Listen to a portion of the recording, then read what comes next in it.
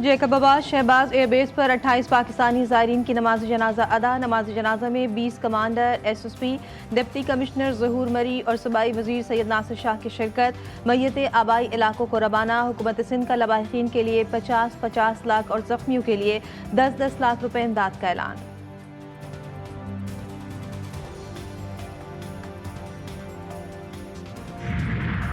करचे के इलाके में सिंध और पंजाब हुकूमत की मुश्तरका ऑपरेशन की तैयारियां। डाकुओं के सर की कीमत 1 करोड़ रुपए मुकर्रर। खतरनाक डाकुओं की गिरफ्तारी पर 50 लाख रुपए इनाम दिया जाएगा। खतरनाक डाकुओं और दहशतगर्दों की गिरफ्तारी पर 25 लाख रुपए इनाम मुकर्रर। शोहदाए करबला का चहलम। कराची समेत सिंध भर में डबल सवारी पर पाबंदी। ड्रोन उड़ाने की भी मुमानियत। पीर 26 अगस्त को सिंध के तमाम सरकारी और निजी स्कूलों में तातील होगी। नोटिफिकेशन जारी।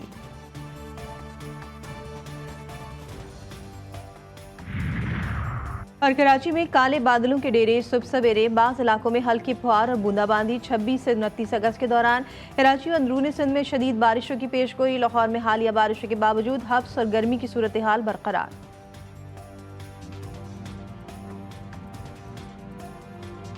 मुझे मालूमात दी गई थी कि दीनी जमातें एहतजाज पर हैं। इंतशार फैलाने का खदशा है।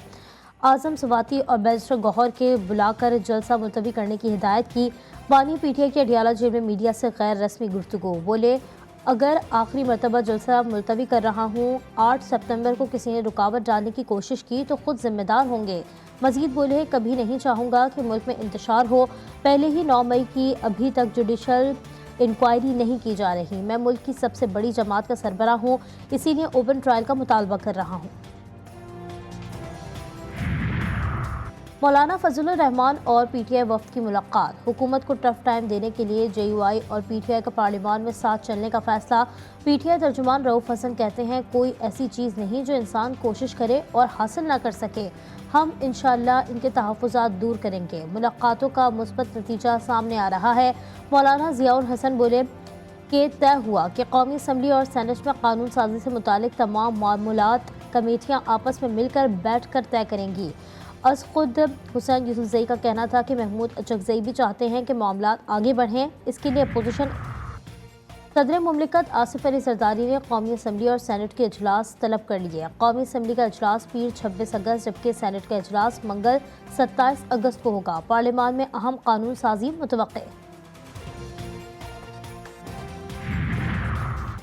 माजी की तरह शोर मचाया जा रहा है, लेकिन हम आइंदा माह IMF की मंजूरी के लिए पुरुमीद हैं। वज़ीर ख़जाना मोहम्मद औरंगज़ेब का कहना है कि गुज़श्ता हफ्ते सऊदी वज़ीर ख़जाना से भी बातचीत मुस्बत रही। चीन, सऊदी अरब और मुत्तहदा अरब अमारात का रद्द-ए-अमल मुस्बत है। दोस्त ममालिक अपने एग्जीक्यूटिव डायरेक्टर्स के ज़रिए IMF को एतमाद मिलेंगे। पाकिस्तान को IMF प्रोग्राम के 37 माह में $3 अरब की बैरूनी फ़ाइनेंसिंग दरकार है। रवा साल पाकिस्तान को $2 अरब की बैरूनी फ़ाइनेंसिंग की ज़रूरत है। IPPs के मामले पर बैंड बाजा ज़्यादा नहीं बजा सकते। महंगी बिजली की वजह IPPs की पॉलिसी नहीं बल्कि मुल्क के मौशी हालात हैं। वज़ीर तवानाई अवैस लगारी कहते हैं, IPPs से मुआहदे ज़बरदस्ती ख़त्म नहीं करेंगे, लेकिन इससे बातचीत करेंगे। 2 माह में IPPs पर कौम अच्छी खबर सुनेगी। पंजाब की तरह दीगर सूबे भी बिजली बिलों पर रियायत दें। सिंध हुकूमत के सिर्फ 10 अरब रुपए खर्च होंगे। 28 अगस्त को इंशाअल्लाह ताला हड़ताल होगी और ये हड़ताल ताजिरों ने भी अनाउंस की है और हम ये समझते हैं कि ये पूरी कौमी जिम्मेदारी है कि हम इस हड़ताल को कामयाब करें। हुकूमत ये चाहेगी और ये ताजिर तंजीमों को इससे होशियार रहना चाहिए। किसी ग्रुप को तोड़ने की कोशिश करें, वो कोई वादा कर लें रिलीफ का और तोड़ने की कोशिश करें, तो ऐसी सारी साजिशों को ताजिर बरादरी को नाकाम करना चाहिए। अमीर जमात इस्लामी ने ताजिरों से 28 अगस्त की हड़ताल को कामयाब बनाने की अपील कर दी। पेशावर में प्रेस कॉन्फ्रेंस करते हुए हाफिज नईमुर रहमान ने कहा, 28 अगस्त को ताजिरों की जानिब से मुकम्मल हड़ताल होगी। ताजिरों के किसी ग्रुप ने साथ ना दिया तो ये खयानत होगी। हमारी जिम्मेदारी है कि इस हड़ताल को कामयाब बनाएं। पंजाब में दिए गए रिलीफ के हवाले से कहा, जो रिलीफ दिया गया वो भी अवाम के खून पसीने की कमाई है। KP में रिलीफ क्यों नहीं दिया? क्योंकि वहाँ इत्तेहादियों की हुकूमत नहीं।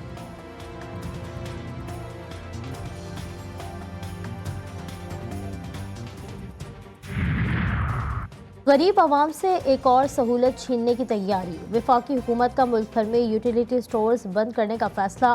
ملک بھر میں 4,500 سے زائد یوٹیلیٹی سٹورز کو کمپنیوں سے معاملات نمٹانے کے لیے 2 ہفتوں کی مہلت دی گئی ہے۔ حکومتی فیصلے سے 11,000 سے زائد ملازمین کا مستقبل بھی داؤ پر لگ گیا۔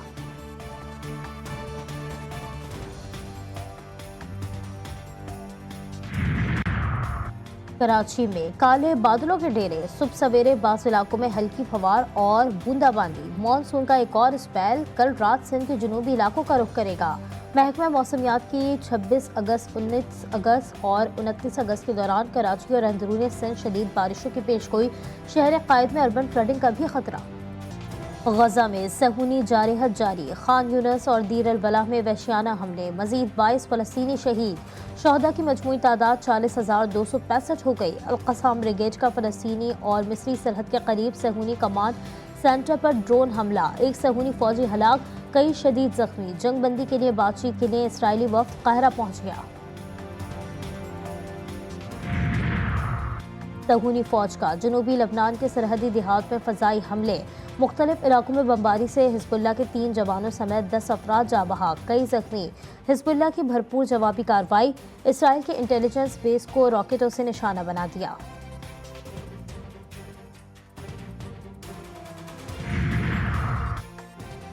امریکی صدر بائیڈن کا مصری ہم منصب عبدالفتاح السیسی سے ٹیلی فونک رابطہ، جنگ بندی معاہدے کے لیے مذاکرات میں لچک دکھانے کی اہمیت پر تبادلہ خیال۔ امریکی صدر نے کہا کہ جنگ بندی معاہدے میں پیش رفت ہو رہی ہے، حماس کو لچک کا مظاہرہ کرنا ہوگا۔